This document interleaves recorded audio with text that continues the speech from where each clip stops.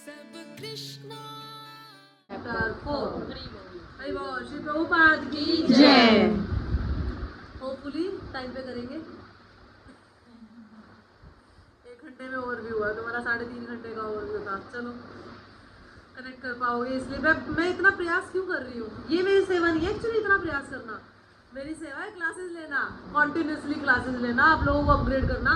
But countless effort करना मेरी सेवा में नहीं आता। कई भक्त बोलते हैं काउंटलेस एफर्ट करना सेवा में नहीं आता, बट फिर भी अगर हम कर रहे हैं तो क्यों कर रहे हैं? नहीं, ताकि नहीं, ये तो है ही रीजन। ऑफ कोर्स आप लोगों की प्रगति तो है ही, बट साथ में इसमें ये भी है कि कृष्ण की प्रसन्नता है, भगवान की प्रसन्नता है ना। क्योंकि अगर आप भक्ति करते हो तो भगवान खुश होते हैं। और मेरा मकसद क्या है? अल्टीमेटली मेरा कृष्ण की प्रसन्नता मकसद है हर तरीके से। ठीक है, चैप्टर 4 में चलते हैं। हरे कृष्ण। यहाँ पे हमने पिछला चैप्टर देख लिया था, ये ओवरव्यू हो गया पूरे चैप्टर का। देख लिया हमने, पिछले में भी आई थी लास्ट स्लाइड। अब देखते हैं। अब ये अर्जुन यहाँ पे हताश हुआ बैठा है। अब अर्जुन कह रहा है भाई मैं नहीं कर रहा कुछ, मैं नहीं कर रहा कुछ, मैं नहीं कर रहा कुछ। मन, इंद्रिया, बुद्धि सारी की सारी वशीभूत हो रखी है समय के, है ना, टाइम के वशीभूत हो रखी है। और वो कुछ कर नहीं पा रहा है, वो अपने आप को छुपाता फिर रहा है कि मैं नहीं कर पा रहा, मैं नहीं होगा मुझसे, आई एम अ लूजर, मैं नहीं कर पाऊंगा, मुझे संन्यास लेना पड़ेगा। नेक्स्ट देखते हैं। अब यहाँ पर बता रहे हैं कि अगर आप अपने आप को बाहर से भगाओगे, मतलब आप बाहर से ऊपरी तौर पे भाग रहे हो और अंदर से बाय हार्ट अंदर से अगर आपको शांति नहीं है, मानसिक शांति नहीं है। अमोघ लीला प्रभु ब्रह्मचारी क्यों बने? सारे भक्त ब्रह्मचारी क्यों बनते हैं हमारे? वो मानसिक शांति के लिए, अपने लिए भी और दूसरों के। हम लोग प्रचार क्यों कर रहे हैं? हम लोग प्रचार भी इसलिए कर रहे हैं ताकि लोग बहुत दुखी हैं, है ना, बहुत स्ट्रेस में है, बहुत परेशान है, अपने आप से दुखी है, बाहर की दुनिया से दुखी है, लोग बहुत दुखी है ना। और वो भी दुखी, उनका दुख दूर हो आध्यात्मिक ज्ञान से होगा। हमने पिछले चैप्टर में पढ़ा कि आध्यात्मिक कान आप मेरी तरफ रखो, स्लाइड की तरफ देखते रहो। ऐसे ऐसे करोगे, जाके सर्वाइकल कर लो। मेरे को गालियां दोगे बाद में इसकी वजह से, और कुछ हुआ नहीं हुआ, सर्वाइकल हो गया। कानों से एक्चुअली हम भगवान के दर्शन भी कानों से करते हैं। जब हम भगवान के दर्शन कानों से कर सकते हैं तो भगवान का बोला हुआ ज्ञान कानों से नहीं ले सकते क्या? स्लाइड्स है सिर्फ इसलिए ताकि जो आप कानों से सुन रहे हो उसको जहन में आंखों से एक्सरे करके नीचे उतार सको, बस इसलिए। नहीं तो बोलना ही काफी होता है। ठीक है, तो कानों से सुनो और आंखों से वहां देखो, दोनों काम इस तरीके से करो। तो हमारी जर्नी हम कर रहे हैं बाहर से, भाग भाग के, है ना। हम चल रहे हैं, भागे जा रहे हैं शेड्यूल के हिसाब से। अब ऑफिस जाना है, अब कॉलेज जाना है, अब घर में काम करना है, अब इस फ्रेंड के बर्थडे पे जाना है, उस फ्रेंड के बर्थडे पे जाना है। आदमी है, उन्होंने बच्चों को पालना है, पत्नी को पालना है, पत्नी को ये करना है, ये घर का काम करना है। हमें अंदर से, पिछले चैप्टर में हमने पढ़ा था आध्यात्मिक ज्ञान से क्या होगा। देखो स्लाइड देखते हैं। ये दिव्य ज्ञान प्राप्त करना कैसे होगा, ये ना, आध्यात्मिक बुद्धि और आध्यात्मिक बल चाहिए। ये शत्रुओं पे जीत कैसे होगी? आध्यात्मिक बुद्धि और आध्यात्मिक बल से। ये वो डोले शोले वाला बल नहीं है। डोले शोले बल वाले लोग मर रहे हैं, है ना, वो मर रहे हैं क्यों? क्योंकि वो अंदर से दुखी है ना। अंदर से स्ट्रॉन्ग होना है हमने, बाहर से अपीयरेंस हमारी कैसी भी हो, कोई फर्क ही नहीं पड़ता। तो ये आध्यात्मिक, भगवान कह रहे हैं आध्यात्मिक बल और बुद्धि से होगा। अब अर्जुन पूछ रहा है तो ये बल और बुद्धि प्राप्त कैसे होगा? तो भगवान क्या कह रहे हैं? दिव्य ज्ञान से होगा। अब ये दिव्य ज्ञान हम देख रहे हैं। अब ये दिव्य ज्ञान हमें अंदर से मिलेगा, अंदर से आएगा, हमारे शास्त्रों को पढ़ के, ना कि बाहर से भागेंगे। तो बाहर से आप कितना भी भागते रहो, आपको कितने डोले शोले बना लो, कितना ही शेड्यूल कर लो, कितना ही लोगों के लिए जी लो, आप शांत नहीं रह सकते। आपकी प्रॉब्लम सॉल्व नहीं हो सकती। आप ईर्ष्या, द्वेष, अहंकार, इनसे बाहर नहीं निकल सकते। इनसे बाहर कई बार लगता है ना व्यक्ति को कि यार मैंने बेकार का गुस्सा किया। कई बच्चे बोलते थे, पहले मीनल बोलते थे ना, मेरे अंदर गुस्सा बहुत है। सीधी बात ही होती है। अगर आप फिर से एक चीज आपकी कम हो रही है और फिर से वापस एग्रेसिव हो गए हो, वापस उसी लेवल पे आ गए, इसका मतलब आपकी स्पिरिचुअल प्रैक्टिसेस कम हो। यानी जितना डोज डॉक्टर ने आपको बोला है कि सुबह दोपहर शाम खानी है गोलियां, और आपने सुबह खा के छोड़ दी, दोपहर शाम खाई नहीं, तो वो सही ठीक हुए नहीं। फिर डॉक्टर के नाम बता दिया, गंदी दवाई दी तूने। असर तो हो ही नहीं रहा। तो कह रहा बहन 3 डोज खानी थी, सुबह दोपहर शाम। माता जी जो मैंने लेक्चर में सुना था, वो प्रभु जी कह रहे थे कि है ना, जब हम इसमें आध्यात्मिकता में आते हैं तो हमारी जो गंदी आदतें होती है ना, वो एक बार अपना प्रभाव ज्यादा दिखाती हैं। हाँ तो उछाल तो लगेगा ना, उछाल मार तो फिर इससे ये नहीं हो सकता कि वो उसी कारण से हो रहा कि आगे नहीं। अगर आप ये कारण सोचते रहोगे, इससे इसका ड्रॉबैक भी तो है एक। बताओ इसका क्या ड्रॉबैक है? अगर मैंने ये सोच लिया तो मैं अपनी स्पिरिचुअल प्रैक्टिसेस को कभी स्ट्रॉन्ग करूंगी ही नहीं। अगर मैंने ये सोच लिया कि मेरी गंदगी निकल रही है ना, तो उसको निकलने में एक बार तो जोर लगेगा ना। मेरे अंदर से कोई गंदी चीज निकाली जा रही है खींच के, जो चिपकी पड़ी है, उसको जितनी गहरी है उसको निकालने में उतना ही जोर लगेगा। यही कहना चाह रही हो ना तुम? तो वो जोर लगेगा, उसमें पेन होगा, लेकिन अब वो वापस आ रही है। अगर वो चीजें वापस आ रही है तो इसका मतलब आपकी प्रैक्टिसेस कमजोर है ना, आपकी डोज पूरी नहीं जा रही आपके अंदर। यानी कि आप पूरी डोज नहीं ले रहे, तो वैसे के वैसे बने पड़े हो। प्रॉपर डोज लोगे तो आप चेंज नहीं आएंगे। ऐसा कैसे हो सकता है? अनगिनत लोगों ने अपना जीवन बदला है, अनगिनत, हम काउंट भी नहीं कर सकते, असंख्य लोगों का जीवन बदला है। तो हमारा क्यों नहीं? इसका मतलब भगवान तो पार्शलिटी करते हैं, हमारे तो बदल नहीं रहे। हमें तो 15 साल हो गए इस्कॉन में आए, कोई गुस्से पे कंट्रोल नहीं हो रहा। नहीं, ऐसा नहीं है, नहीं ऐसा नहीं है। कोई ईर्ष्या पे कंट्रोल नहीं हो रहा। नहीं, ऐसा नहीं है। नहीं, द्वेष पे भी नहीं हो रहा। नहीं, ऐसा नहीं है। तो चीज़ें बदले ना, ऐसा नहीं हो सकता। अगर दवाइयाँ टाइम पे खा रहे हो, असर ना करे, ऐसा हो नहीं सकता। पर आपकी दवाइयाँ ही अच्छी, कोर्स अच्छा नहीं चल रहा आपका, फिर आप डॉक्टर पे नाम नहीं लगा सकते। हाँ, मतलब घर पे बहुत अच्छा चलता है, लेकिन स्कूल में ऐसा हो जाता है कि हाँ, तो वो लेवल बढ़ गया ना। घर पे आपको 2 4 5 लोगों से तो डील करना आ गया, बट फील्ड में जाके आपकी ढैब हो जाती है। भगवत गीता ही इसका उपाय है। ये हम समझ पा रहे हैं? मैं देखो, मैं तो समझ गई इस बात को, क्योंकि मैं तीसरी बार पढ़ रही हूँ और मैं समझ गई कि मुझे यही पढ़नी है ताउम्र, बार बार पढ़नी है और बार बार समझनी है, हर तरीके से, हर एंगल से। एक बार में आपको भगवत गीता नहीं समझ आएगी, बट जितनी आएगी वो भी आपकी लाइफ को अच्छे से चेंज करेगी, बशर्ते आप रेगुलर आओ, रेगुलर सुनो, रेगुलर सुन के और उसको अप्लाई करने की कोशिश करो। बस बशर्ते, यही एक शर्त है, ये कंडीशन है। तो एक कान से सुना, दूसरे से निकाल के चले गए, यही झाड़ के चले गए, तो उससे नहीं होगा चेंज। ठीक है, आगे चलते हैं। अब अर्जुन का के 4 प्रश्न थे। ये ज्ञान क्या है? कौन सा ज्ञान है भाई? ये दिव्य ज्ञान। ये कैसे प्राप्त होता है?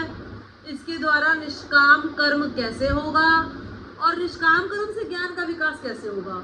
ये 4 प्रश्न अर्जुन ने करे इस चैप्टर में, जिसमें से वैसे क्विज था ये, लेकिन जिसमें से 2 का आंसर आपको पूरे चैप्टर में मिल जाएगा। शुरू के 2 क्वेश्चंस का आंसर मिलेगा आपको कि ये ज्ञान क्या है और कैसे प्राप्त होता है। चलो टेक्स्ट 1।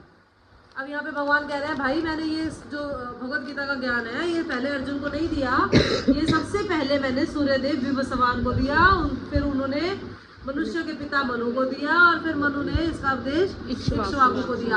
इक्ष्वाकु की ही परंपरा में आगे चल के राम जी हुए थे। और कृष्ण कौन है? सूर्यवंशी है कि चंद्रवंशी? चंद्रवंशी। और राम जी सूर्यवंशी। ठीक है, तो अच्छा, ये हमें समझ आ गई यहाँ पे कि ये ज्ञान इक्ष्वाकु को दिया। आगे चलते हैं। अब ये भगवत गीता का इतिहास भगवान ने सूर्यदेव को बताया, विवस्वान को। वो पहले उनके फर्स्ट स्टूडेंट थे भगवान के, वेरी फर्स्ट स्टूडेंट अर्जुन नहीं थे, वो थे। फिर मनु महाराज थे, और फिर इक्ष्वाकु थे, और फिर अर्जुन। सबसे पहले सूर्यदेव को दिया था, ब्रह्मा जी को भी दिया, फिर लुप्त हो गया था, फिर ब्रह्मा जी को दिया था, फिर लुप्त हो गया था, फिर अर्जुन को दिया। और अब आप यहाँ पे नोटिस करें, सभी राजाओं को दिया गया ये ज्ञान, आम इंसान को नहीं दिया गया। क्यों? लीडर है ना, क्योंकि ये लीडर्स हैं। ये ज्ञान सिर्फ आम इंसान के लिए नहीं है, ये बड़े बड़े लोगों के लिए भी है। जो बड़े बड़े सो कॉल्ड हाई सोसाइटी लोग बोलते हैं ना कि हमें जरूरत नहीं इन चीजों की, उन्हें सबसे पहले जरूरत है, भगवान ने उन्हीं जैसे लोगों को दिया है, हाई सोसाइटी लोगों को, ताकि लीडर को दिया जाए, लीडर से फिर प्रजा में जाएगा। जब लीडर उस चीज को अप्लाई करेगा तो प्रजा अपने आप अप्लाई करेगी। आजकल उल्टा हो रखा है, लीडर नहीं कर रहे हैं अप्लाई, और लीडर करने भी नहीं दे रहे हैं, पेरेंट्स नहीं कर रहे हैं। पेरेंट्स नहीं करने दे रहे अपने बच्चों को। देखो कितनी शर्म की बात, कितनी शर्म की बात ना, कितनी दुख की बात है। यही मेरा 3 साल का एक्सपीरियंस बोल रहा है कि ये लड़कियों के साथ भी हो रहा है, सिर्फ गर्ल्स बॉयज के साथ नहीं, ये गर्ल्स के साथ भी हो रही है ये सारी चीजें। कमाल हो गया। जिन पेरेंट्स को उनको पुश करना चाहिए कि आप जाओ, आपको जाना चाहिए, आप अच्छी जगह जा रहे हो, आप घर में भी पॉजिटिविटी लाओगे और आप दूसरे घर जाओगे, वहां पे भी हमारा भी नाम रोशन करोगे और उनको भी एक अच्छा माहौल दोगे, वो उनको रोक रहे हैं। बताओ क्या ही किया जा सकता है। आगे चलते हैं। जबकि ये ज्ञान राजे महाराजों ने लिया, हमारे पुराने, है ना, हमारी सारी पिछली अगर हम पीढ़ियों को उठा के देखें तो राजे महाराजे भगवत गीता का ज्ञान ले रहे हैं, पर हम नहीं लेंगे क्योंकि हम राजे महाराजे नहीं, शूद्रों में भी नहीं आते, इसलिए नहीं लेंगे। हम शूद्रों में भी नहीं आते, इसका मतलब वी डू नॉट डिजर्व शूद्र कैटेगरी, एटलीस्ट शूद्रों से भी नीचे हो गए। हाँ, और क्या हो गए, जानवर हो गए, जिसको चाहिए ही नहीं कि वो इंसान की योनि में आके इंसान वाले काम करे, तो वो जानवर ही हुआ ना। श्री प्रभुपाद की लैंग्वेज में सफोसिकेटेड एनिमल, 4 लाख सफोसिकेटेड एनिमल बोलते हैं श्री प्रभुपाद। ऐसा तो इंसान जो मनुष्य है वो यही है, एनिमल की तरह ही है। ठीक है, आगे चलते हैं। यहाँ पर ये बताया गया था कि एक लाइब्रेरी में जाके एक व्यक्ति ने ढूंढा कि मुझे कोई मैथोलॉजी की कोई किताब चाहिए, और उन्हें उठा के बोला कि भगवत गीता ले लो। Is it Bhagavad Gita is mythology? No माता जी। देखो ये हमारे शास्त्र है, स्क्रिप्चर्स है ना, और इसको मैथोलॉजी बताया जा रहा है कि दुनिया की यही सोच है। बाहर लोगों को जाके पूछ के देखो, वो यही कहेंगे इट्स अ मैथोलॉजी, बट ये तो हमारे शास्त्र है। भगवत गीता का ज्ञान शास्त्रों में आता है, ना कि मैथोलॉजी बुक्स में आता है।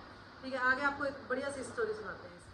ये नेल्सन मंडेला है और ये भक्ति तीर्थ स्वामी महाराज है। ये श्रील प्रभुपाद के बहुत सुंदर शिष्य है भक्ति तीर्थ स्वामी महाराज। और ये नेल्सन मंडेला को कोई जानता आप में से? पढ़ा इनकी हिस्ट्री के बारे में? इन्होंने ब्लैक्स के लिए बहुत ज़्यादा स्ट्रगल किया, बट इनके स्ट्रगल, इन्होंने ब्लैक्स के लिए जो स्ट्रगल किया उससे पहले इनका खुद का पर्सनल स्ट्रगल था कि ये 27 साल जेल में रहे हैं। वहाँ की सरकार ने, जब ये कांग्रेस के खिलाफ लड़ रहे थे, तो वहाँ की सरकार ने इनको जेल में डाल दिया। और जब जेल में डाल दिया तो इतनी गंदी इनके और इनके कुछ दोस्त भी इनके साथ थे, क्योंकि फ्रीडम फाइटर थे एक किस्म से, मतलब ब्लैक्स के लिए लड़ रहे थे ना, उनके हक के लिए लड़ रहे थे। तो इनको इनकी स्टोरी बाद में बताती हूँ। जब ये भक्ति तीर्थ स्वामी महाराज, हमारे जो जितने भी गोस्वामीज और स्वामीज है ना, वो बड़े बड़े लोगों से मिलते हैं, और he is a very great personality actually. Nelson Mandela is a very, हम लोग नाम तो हमेशा पढ़ा इनका, स्कूल टाइम पे भी पढ़ा है नेल्सन मंडेला का नाम हमने, लेकिन देखा कभी नहीं था। अब देखने को मिले ही हमें कि नेल्सन मंडेला अच्छा ऐसे थे। तो इनसे इनकी टॉक हुई भक्ति तीर्थ स्वामी महाराज की, एक कन्वर्सेशन थी चल रही थी, तो उसमें भक्ति तीर्थ स्वामी महाराज एक श्लोक बोल रहे थे, आधा बोला था, पूरा इन्होंने कर दिया। फिर ही वाज सरप्राइज, महाराज बोल रहे आपको कैसे आता है? फिर महाराज ने एक दूसरा श्लोक बोला, फिर इन्होंने पूरा कर, तो महाराज बोलते गए श्लोक, ये पूरा करते गए। महाराज वाज वेरी सरप्राइज, भाई मेरा तो काम है कि मुझे तो आते हैं, समझ में आ रहा है, इन्हें कैसे आते हैं, क्योंकि ये तो फ्रीडम फाइटर है, ये तो एक अच्छे कैरेक्टर है, लेकिन ये एज ए डिवोटी थोड़ी है। वही बताया जा रहा है कि डिवोटी की वेशभूषा नहीं होती, एक भक्त की वेशभूषा नहीं होती, लेकिन वेशभूषा हमें प्रचार में बनानी पड़ती है ताकि लोग हमें देख के एक इंस्पिरेशन ले। हाँ, इंस्पिरेशन ले, हमें बनानी पड़ती है। अगर आप बताओ भक्ति तीर्थ स्वामी महाराज भी इसकी तरह कोट शूट पहन के खड़े होते हैं नेल्सन मंडेला की तरह, तो बात बनती नहीं ना। नेल्सन मंडेला ने बताया कि मुझे 27 साल जेल में रखा गया और बहुत टॉर्चर था जेल में, कितना टॉर्चर था, बेहद टॉर्चर था, इतने मतलब वहाँ पे टॉयलेट क्लीन कराना और बहुत सारे टॉर्चर्स थे। वो टॉर्चर्स मैं सहन कर पाया, मेरा मेंटल लेवल डिस्टर्ब हो गया था, और मैं वो टॉर्चर सिर्फ तभी सहन कर पाया कि मेरे फ्रेंड ने मुझे ये आपकी श्रील प्रभुपाद वाली भगवद गीता ला के दी। This Bhagavad Gita has been read by Nelson Mandela, ये वाली भगवद गीता उन्होंने ला के दी। और ये भगवद गीता जब मैंने पढ़ी, इसका एक श्लोक, फिर दूसरा श्लोक, फिर तीसरा श्लोक बोली, तब मुझे थोड़ा नॉलेज आना शुरू हुआ, तब मेरा मन शांत हुआ और मैं मेंटली डिस्टर्ब होने से बच गया। नहीं तो 27 साल में मैं वहाँ इंसान सिर्फ शक्ल से दिखता, अंदर से मैं जानवर बन चुका होता या मैं मर चुका। ये इनकी स्टेटमेंट थी कि भगवद गीता ने मुझे बचाया। जब भगवद गीता इतने बड़े बड़े सेलिब्रिटीज़ को बचा रही है, तो हमें नहीं बचाएगी।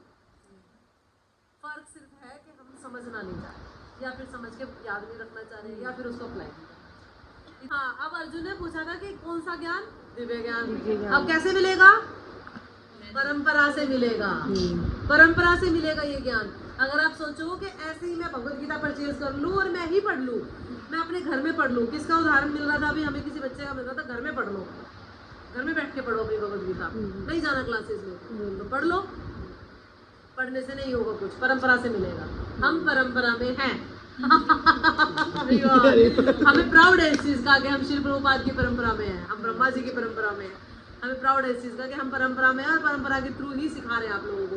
तो परंपरा का जो ज्ञान होगा वो आपके अंदर तक जाएगा।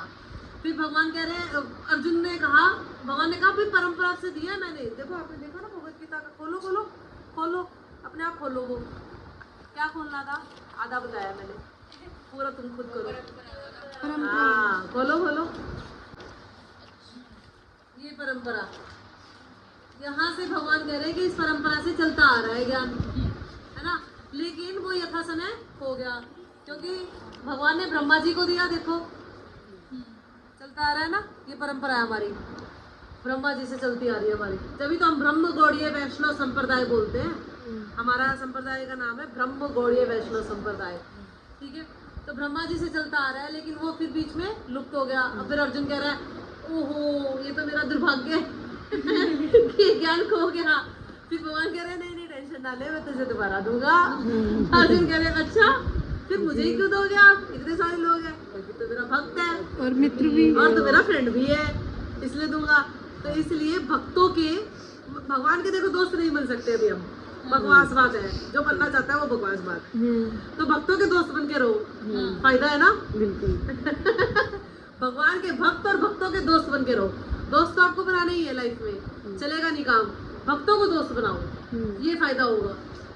कुछ ना कुछ इसके अलावा कुछ और फायदा होगा, फायदा ही फायदा होगा। तो भगवान ने कहा, अर्जुन मैं तुझे ही दूंगा, तुझे ही मैंने चूज किया है, छाटा है कि भाई मैं तुझे भगवत गीता का ज्ञान दोबारा से दूं।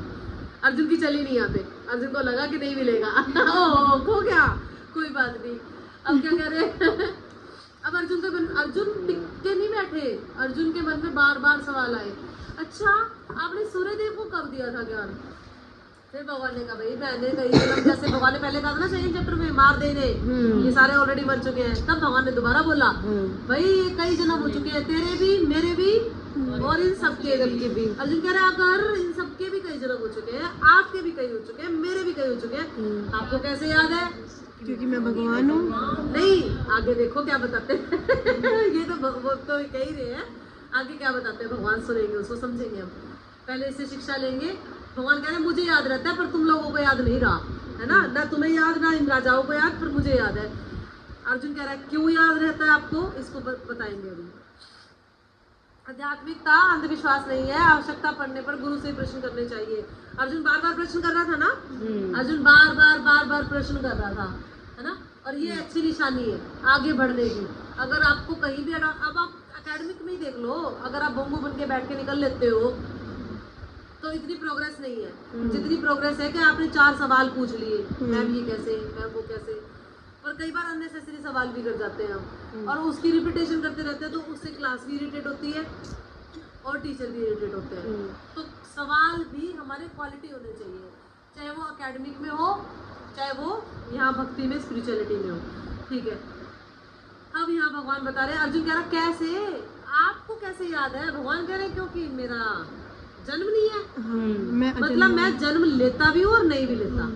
जन्म लेते हैं भगवान, प्रकट होते हैं भगवान। सूर्य जन्म लेता है? नहीं। सूर्य अस्त होता है और उदय होता है, लेकिन जन्म लेता और मरता नहीं है। कोई कहते हैं शाम को सूर्य मर गया, सुबह फिर पैदा हो गया, शाम को सूर्य फिर मर गया, फिर पैदा हो गया। अरे बेवकूफी है। अब अर्जुन देखो, अब कह रहा है, अब आप कब और कहाँ प्रकट होते हो? आप ये कह रहे हो ना, मैं मरता नहीं हूँ, मेरा तो जन्म दिव्य है, मेरा तो कर्म भी दिव्य है, तो आप कब कहाँ प्रकट होते हो? तो भगवान ने क्या कहा, साथ बोलेंगे, यदा यदा धर्मस्य ग्लानिर्भवति भारत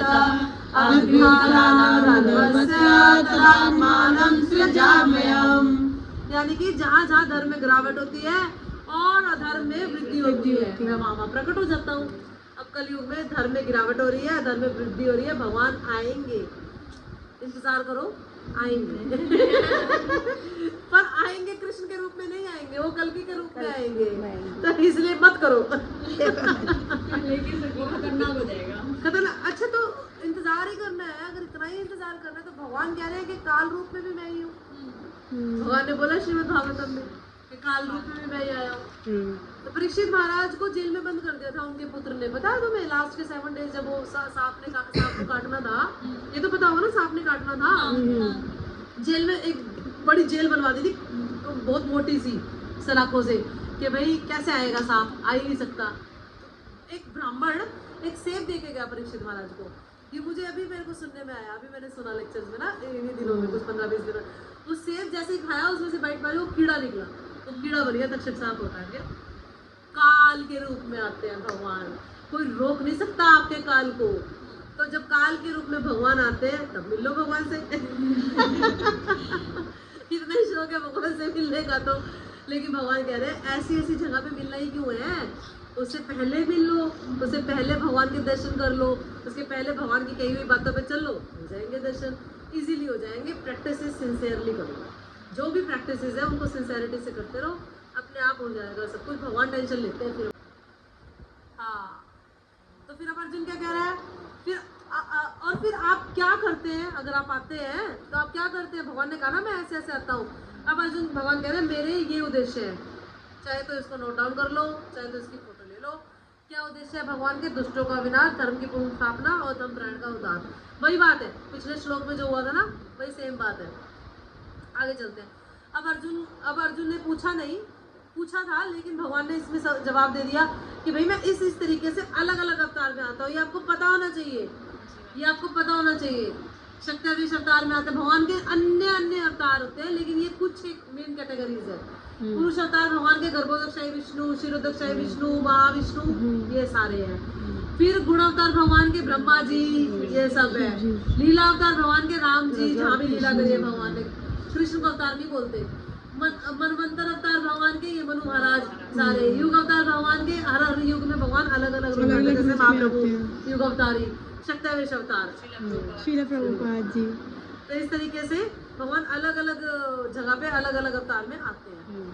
साहित्यिक अवतार कौन सा है भगवान का? श्रीमद् भागवतम। श्रीमद् भागवतम अपने आप में भगवान का साहित्यिक अवतार है ना।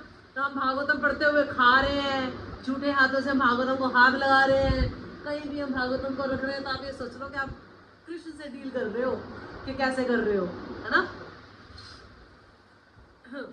अब यहाँ पे भगवान कह रहे हैं देखो मेरे अलग अलग अवतार है, और इनका सारों का वर्णन अगर आपको ढूंढना है तो ऑनलाइन ढूंढ लीजिए, कैंटो 1 और चैप्टर 3, इसमें आपको मिल जाएगा। नारद मुनि ने एक्सप्लेन किए यहाँ पे सारे भगवान के, कई सारे, जो बहुत सारे के सारे तो कर नहीं सकते, अनेक है, लेकिन कुछ एक जरूरी अवतार भगवान के सारे नारद मुनि ने एक्सप्लेन किए उसमें। ठीक है, आगे चलते हैं। अब भगवान कह रहे हैं भाई मेरा जन्म और मेरा कर्म दोनों दिव्य है। अर्जुन कह रहा है अच्छा ये दिव्य है, तो उन्हें फिर अगर आपके जन्म और कर्म को कोई समझ लेता है तो उन्हें क्या मिलता है? फिर भगवान कह रहे हैं उन्हें शत्रु पर जीत मिलती है। फिर अर्जुन कह रहा है कि अब ये देखो यहाँ से कनेक्ट करते हैं। भगवान ने बोला भाई मेरा जन्म और मेरा कर्म दिव्य है, अगर कोई इसे समझ लेता है तो वो शत्रुओं पे जीत पा लेगा, और अगर वो शत्रु को नहीं जीतता तो उसकी इच्छाएं बनी रहेगी, उसको भय रहेगा, क्रोध रहेगा। अब अर्जुन कह रहा है कि अगर कोई आपके जन्म और कर्म को नहीं समझ रहा है, नहीं समझ पा रहा है, नहीं समझना चाह रहा है, वो नहीं चुन रहा है इस मार्ग को। हर कोई थोड़ी भक्ति का मार्ग चुन रहा है। देखो रोहतक में लाखों गर्ल्स है, सैकड़ों तो होंगी, चलो सैकड़ों तो होंगी ही, आराम से होंगी, लाखों भी होंगी अगर हम गिनने बैठेंगे तो। कई सारी पॉपुलेशन है, 14 लाख के करीब पॉपुलेशन है रोहतक की, तो होंगी इतनी तो आंकड़े में। हमारे पास कितने हैं बताओ, है ना। नहीं चुनना चाह रहे लोग इस मार्ग को, तो उसका क्या? फिर भगवान क्या कह रहे हैं, जो मेरे को जितना समर्पित होगा मैं उसे उतना रिवार्ड दूंगा, है ना। और हर कोई इस तरह से मेरे मार्ग का अनुसरण करेगा, यानी कि कोई जरूरी नहीं है कि हर कोई कृष्ण के साथ अपना संबंध स्थापित करना चाह ही रहा है। कोई भौतिक सुख भी चाह रहा है, कोई ये भी चाह रहा है कि चलो भौतिक सुख ना मिले, मेरी टेंशन वेंशन खत्म हो जाए, ये भी काफ़ी है। कोई यही चाह रहा हो कि चलो मेरा जन्म मृत्यु जरा व्याधि का चक्कर ही कट जाए काफी है, गोलोक तक तो रह जाऊं, कोई बात नहीं, कृष्ण प्रेम ना भी मिले चल जाएगा मुझे मैं वैकुंठ तक चली जाऊं, है ना। सबकी अलग अलग इच्छा है। तो भगवान कह रहे कोई जो मुझे जितना सरेंडर होगा, यानी कि जितना गुड़ डालोगे उतना आपका मीठा होता जाएगा, जैसा जैसा गुड़ डालोगे, तो मैं सबको उसी हिसाब से रिवार्ड करता हूँ। फिर अब आपकी इच्छा मान लो ये है कि आप सिर्फ अपने गुस्से पे नियंत्रण चाहते हो। अब यहाँ पे भगवान क्या कह रहे हैं, आपने गुस्से पे नियंत्रण चाहा, आपका गुस्सा नियंत्रित हो गया, लेकिन आपकी ईर्ष्या नियंत्रित नहीं हुई, तो भगवान ने गुस्सा का नियंत्रित कर दिया। तो मांगो तो थोड़ा बड़ा मांगना भगवान से है ना, नहीं तो अगर सिर्फ इतना मांगोगे, जो सा मार्ग चुनोगे भगवान वही देंगे आपको। भगवान बहुत शार्प है, छलिया बोलते ना भगवान को, छलिया है वो, जैसा मांगोगे जैसा कहोगे वैसा ही देंगे तुम। तो अपनी इच्छा थोड़ी बड़ी रखना है, अच्छी इच्छा रखना है, ढंग की शुद्ध इच्छा है ना। ना धनम ना जनम ना सुंदरी, है ना, ना धनम ना जनम ना सुंदरी, कविता वा जगदीश कामनी। मम जन्मनी याद हो गया होगा, मम जन्मनी जन्मनीश्वरे भक्ता भक्ति है तो की तमई। यस, बहुत सुंदर है। महाप्रभु कह रहे हैं ना मुझे धन चाहिए, ना मुझे बार बार जन्म चाहिए, ना सुंदरी चाहिए, कुछ नहीं चाहिए, मुझे सिर्फ आप चाहिए। और फिर अर्जुन कह रहा है जो इस मार्ग को नहीं चुनते उनका क्या, बता दिया था ना भगवान ने, भाई वो उसी अकॉर्डिंग रिवार्ड करेगा। अब भगवान थोड़ा ऐसे समझा रहे हैं, भक्ति सबसे सरल है, देखो सीधी है सीधी है, बिल्कुल स्ट्रेट भक्ति सीधी है, टेढ़ी मेढ़ी नहीं है। बाकी कर लो, आप ज्ञान ले लो, कर्म कर लो, ये योग कर लो, सारे घूम योग फिर के मतलब, आएंगे तो भगवान के हाँ पास ही। आप कर लो, लेकिन ये सारे आड़े टेढ़े हैं, जोर लगेगा इनमें। अभी आप भगवत गीता के आगे के चैप्टर भी पढ़ोगे ना, लास्ट में आगे आप भी यही कहोगे भक्ति कर लेती हूँ सरल है, करना ही क्या है, चैंटिंग ही तो करनी है, भूल लगा के दबाना है, कोई साधना तो नहीं करनी बैठ के सांस रोक के, है ना, ऐसा तो नहीं करना। कोई ज्ञान लेने के लिए कुछ 2-2 घंटे 6-6 घंटे फिक्स तो नहीं बैठे रहना आंख बंद करके। तो भक्ति बहुत सीधी है, सरल है। भगवान कह रहे हैं चॉइस इज योर्स। आगे चलते हैं, शिक्षा क्या मिलती है इससे। सफलता की प्राप्ति में विशेषकर आध्यात्मिक हमारा एटीट्यूड बहुत बहुत ज्यादा बड़ा होता है। हमारा एटीट्यूड की भूमिका बहुत बड़ी होती है। हम किस एटीट्यूड से, यानी कि किस मनोभाव से भगवान और उनके भक्तों के पास जा रहे हैं, क्या होगे। आप अगर सिर्फ वैष्णव के साथ संबंध बनाने की दृष्टि से जा रहे हो, वैष्णव भी तेज होता है भगवान की तरह, वो बना लेता है, संबंध तोड़ता नहीं है, क्योंकि उसे पता है कि ठीक है जीव है ना, आज नहीं तो कल, आज ही मेरे पास सिर्फ अपने संबंध बनाने के लिए आई है, कल को हो सकता है भक्ति भी कर ले और ना भी करे, कभी कोई स्पिरिचुअल एक्टिविटी में पार्टिसिपेट कर ले, इसका शुद्धिकरण होगा। तो वैष्णव भी भक्त भी संबंध बना लेता है। तो कभी आप संबंध बनाने के लिए आते हो कि हाँ भाई चलो ये ग्रेट पर्सनैलिटी है, हिज ऑनर गोपाल कृष्ण गोस्वामी महाराज, बस ये मेरे को जानने लग जाए Maharaj Renu Mangala is there, that's it, काफी है, ये पर्पज है। तो ये सही, जो आपका मनोभाव है, जिस मनोभाव से आप आ रहे हो, भगवान मुझे पास कर देना, मेरी अच्छी जॉब करा देना, लेकिन ये सारे मनोभाव बहुत निकृष्ट है। यहाँ पे शिक्षा ये दी जा रही है कि भाई आप एक अच्छा मनोभाव लेके आओ भगवान के पास।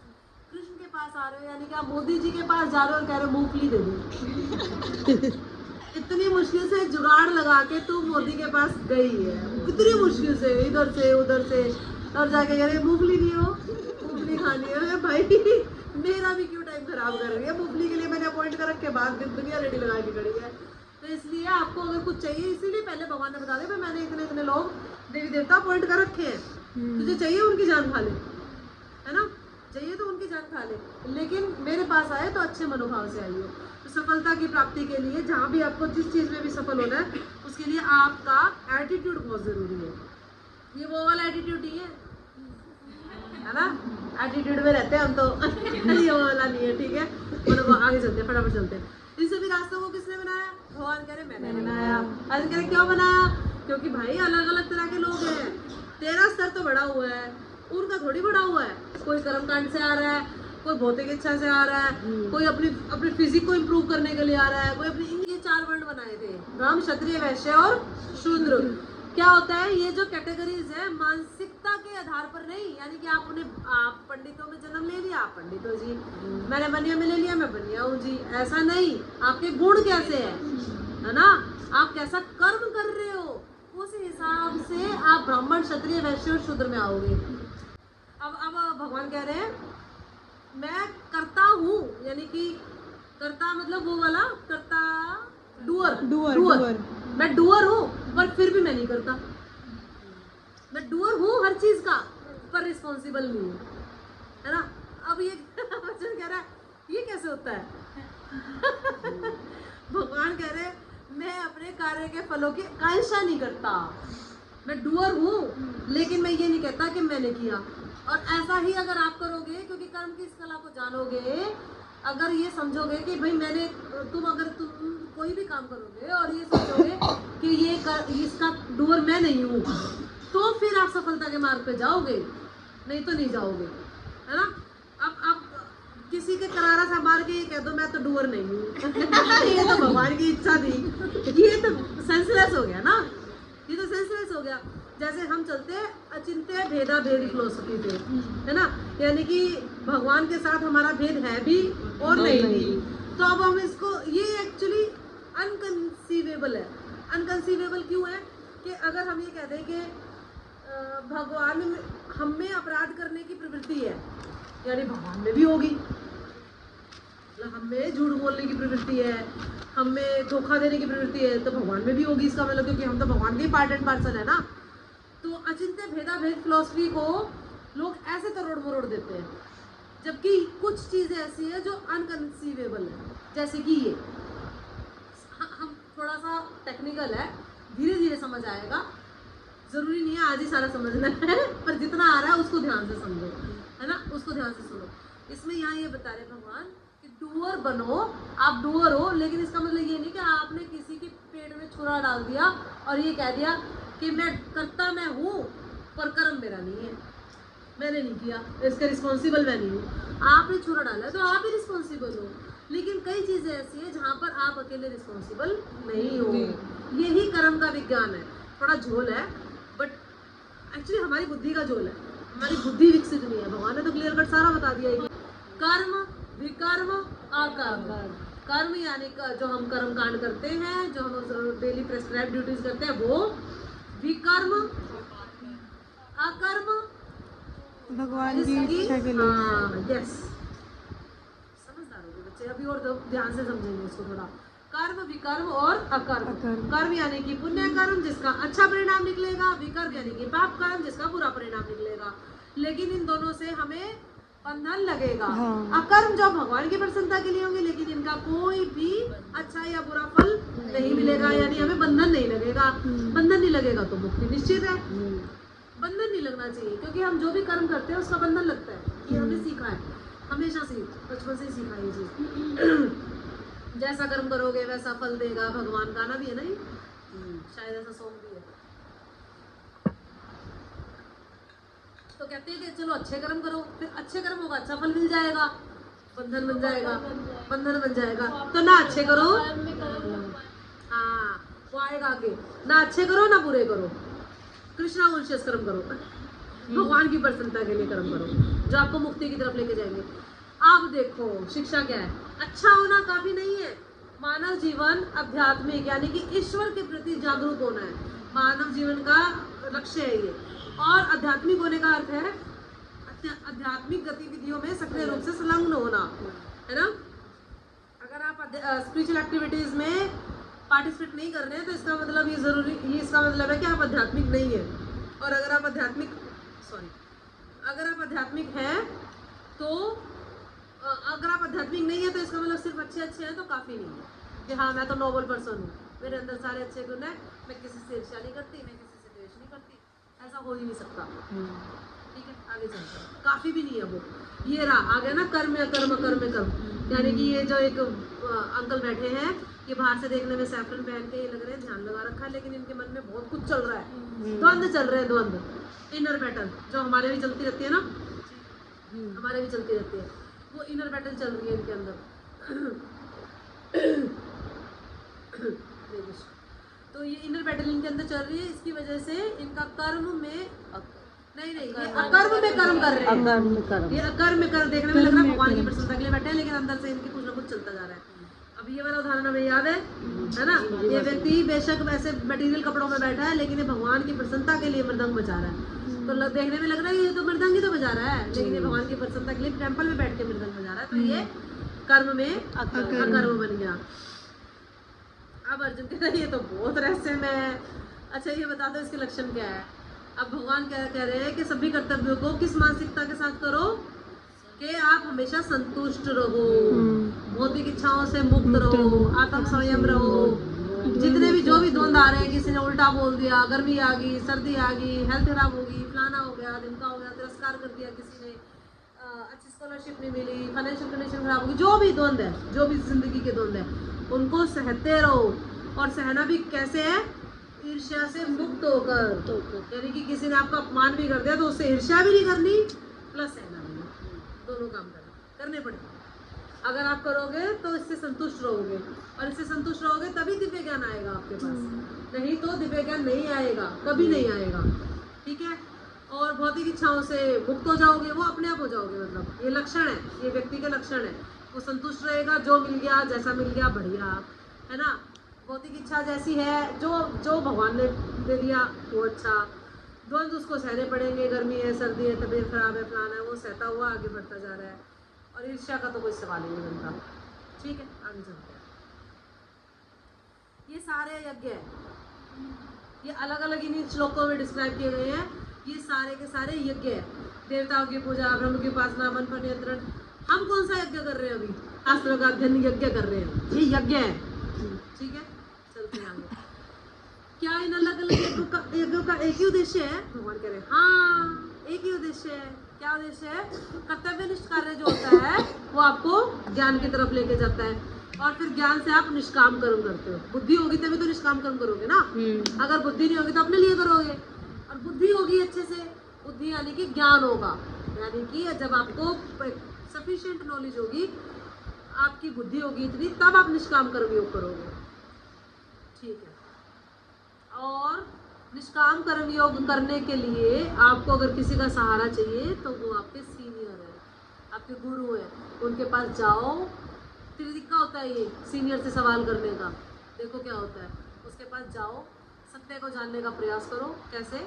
विनीत भाव से, ना कि चैलेंजिंग मूड में, है ना। आप किसी भी सीनियर के पास जाओ तो चैलेंजिंग मूड में नहीं, विनीत भाव से जाओ, और फिर उनकी कुछ ना कुछ सेवा करो।